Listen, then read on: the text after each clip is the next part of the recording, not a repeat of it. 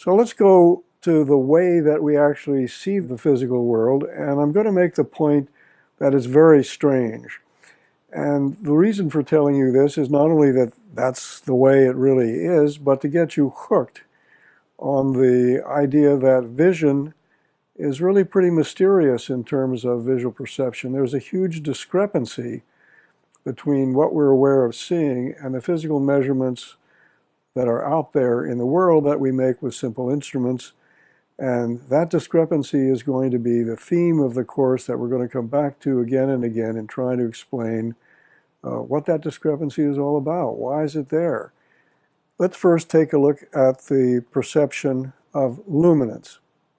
So the definition of luminance is a physical measurement. It's something we measure with a photometer.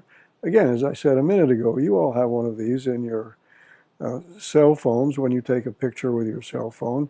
Luminance, the intensity of light that's falling on the detector in the phone, is being measured. That's the physical measurement, and that corresponds, as all measurements of physical stuff and qualities that we see in response to that, there's a psychophysical, subjective definition of the response to luminance, and that's what we call lightness or darkness. When we see an intensity of light, we judge it to be light or dark, lighter or darker, and those subjective impressions of what we see are the psychophysical correspondences of the physical luminance. So always there's a relation, there's a physical parameter and there is a psychophysical parameter, and in this case we're talking about the physical parameter of luminance and the psychophysical parameter of lightness. So let's consider these two circular patches presented to you on the same background, and if you took your photometer to them, you would find that this one measures exactly the same number of units of light intensity. Those are physical units. They are typically expressed in candelas per meter squared. We don't have to go into that, but just to let you know that there is a physical measurement. Those two little patches are identical, photometrically, physically. Now, when we look at them and they're in the same background like this, they look the same, so no big deal. They're identical and they look identical. But now let's surround these patches with a different surround. So now one patch is surrounded by a dark surround, and the other patch, again, we haven't changed the patches, these are the same, but they're now in different surrounds. And you can see now that they look different. This one looks a little bit brighter or lighter than this one. So again, the brightness, darkness, the subjective impression of the same luminance is different.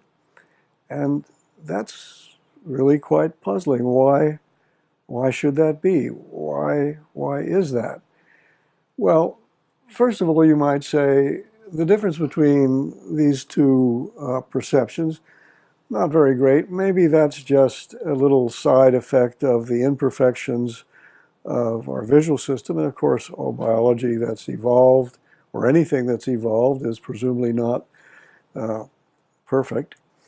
But I think I can quickly disabuse you of the idea that this kind of difference between physical reality and psychophysical subjective experience is different in a pretty big time way. So let's look at this example.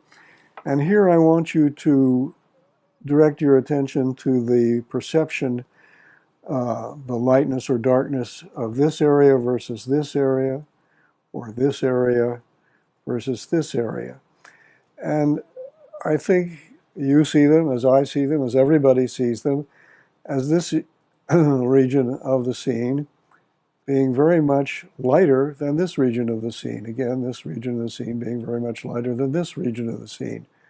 Well, if I take the context away, the surround away, again, like before, if I take the surround away, you can see that these patches are exactly the same physically.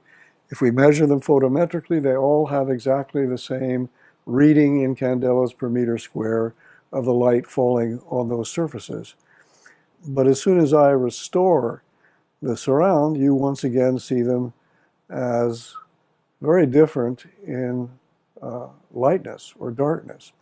And this happens as quickly as I can take on or take off the mask.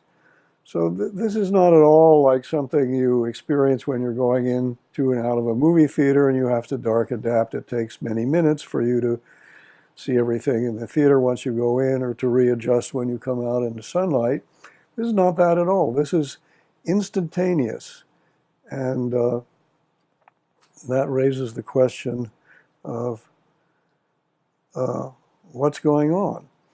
So another sort of way out of this, you might say, well, okay, maybe that's something that's pertinent to lightness and darkness, but what about other qualities of vision? I mean, we see color, of course, we see geometry, we see motion, we see many other qualities of vision. And what about those? Are they subject to the same peculiarities, the same strangeness? Well, the answer is yes, they are. And there are many, many examples I could show you of this, but let me just show you this one. Here I want you to focus on the appearance of this patch and this patch on the surface of this multicolored cube. And this patch, I think you see as I see. For those of you who have normal color vision, abnormal color vision is not that rare, and there'll certainly be some people viewing this who don't have normal color vision, who are so-called color deficient or color blind in quotation marks. But for those of you with normal color vision, the vast majority, this patch looks orange, and this patch looks kind of a rich brown. And again, when I take away the context, you see that these perceived colors are coming from patches that are physically identical. So this patch really is the same as this patch in terms of its spectrophotometry. So we'll talk later about what color is and how one differentiates color vision from black and white vision. But suffice to say for the moment that this is measured with a spectrophotometer and that it has to do with the distribution of power across the range of wavelengths that we human beings are capable of seeing. We'll talk about that in a bit. So the same strangeness that we talked about in black and white is apparent in color. And again, that happens as quickly as I can take on or take away the full set of information in the scene.